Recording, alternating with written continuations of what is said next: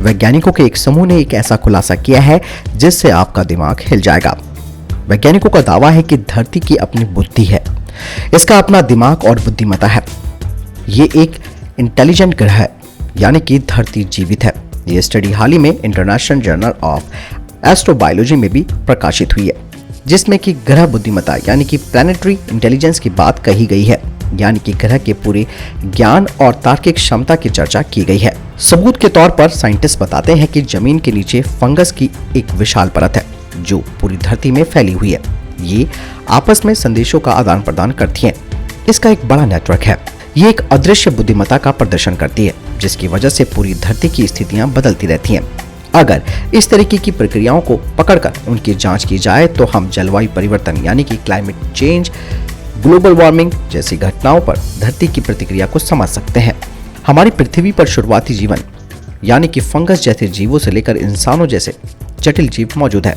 इंसानों द्वारा निर्मित पर्यावरण प्रदूषण से लेकर प्लास्टिक संकट तक की गंवा रही है हमारी धरती। वो लगातार किसी न किसी तरीके से संतुलन बनाने के लिए किसी न किसी तरह की प्रक्रियाओं को जन्म देती है।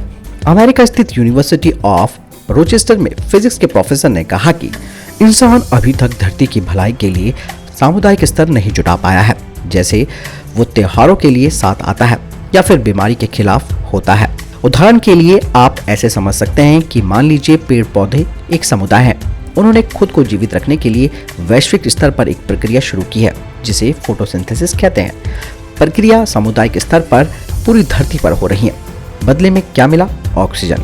बस फिर क्या था? ऑक्सीजन ने हमारी धरती की पूरी प्रक्रिया को बदल दिया। असल में पेड़ पौधे काम तो अपने लिए कर रहे हैं, लेकिन वो धरती की बुद्धिमत्ता का एक हिस्सा है। धरती पर मौजूद जीवन को अगर सामूहिक तौर पर देखा जाए तो उसे बायोस्फीयर कहते हैं। यही है धरती की बुद्धिमत्ता, दिमाग, ब्रेन, तार्किक शक्ति और संज्ञान। जैसे ही बायोस्फीयर का जन्म हुआ, धरती को एक नया जीवन मिल गया।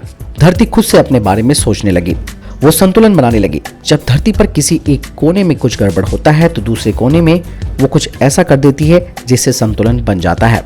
आपको बता दें कि स्टडी करते समय इन वैज्ञानिकों ने बस ध्यान दिया है कि बायोस्फीयर कैसे धरती को बदल रहा है, धरती किस तरह से बदलाव की प्रक्रिया दे रही है, वो किसी तरह से संतुलन बनाने का प्रयास कर रही है। इसे समझने के लिए वैज्ञानिकों ने 4 स्टेज गिनाए हैं। करोड़ों साल पहले धरती पर जीवन नहीं था, तकनीक नहीं थी, सूक्ष्म जीव यानी कि माइक्रोब्स थे, लेकिन पेड़ पौधे नहीं थे। उनका आना बाकी था। धरती पर इस तरीके का जीवन नहीं था जो उसके वायुमंडल, जलमंडल या फिर अन्य ग्रही ताकतों का असर डाल पाता। इसीलिए इस समय को अपरिपक्व जीव मंडल कहा जाता है। आज की धरती का चेहरा काफी बदल चुका है। इसकी शुरुआत 250 करोड़ साल से लेकर 54 करोड़ साल के बीच शुरू हुई है।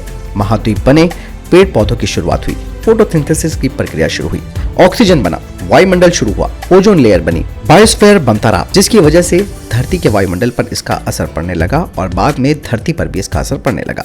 धरती के अपरिपक्व जीव मंडल की तरह हम इस समय तकनीकी मंडल के अपरिपक्व काल में जी रहे हैं। यानी धरती पर संचार है, यातायात है, तकनीक है, बिजली है, कंप्यूटर्स है और आपस में सब जुड़े हैं। लेकिन ये सारे किसी न किसी रूप से धरती से ऊर्जा ले रहे हैं, लेकिन अपनी तरफ से कोई फायदा धरती को नहीं दे रहे, बल्कि नुकसान पहुंचा रहे हैं। लंबे समय से ये तकनीकी मंडल खुद का विनाश कर रहा है। वैज्ञानिकों ने बताया कि अंतर्राष्ट्रीय स्तर पर कुछ खतरनाक रसायनों को प्रतिबंध करने और सौर ऊर्जा की तरफ बढ़ने के बजाय हमारे पास किसी भी तरह का मैच्योर टेक्नोस्फेयर नहीं बना हुआ। समस्या यह है कि हम तकनीकी रूप से विकसित हो रहे हैं, लेकिन उससे धरती को कोई फायदा नहीं हो रहा है।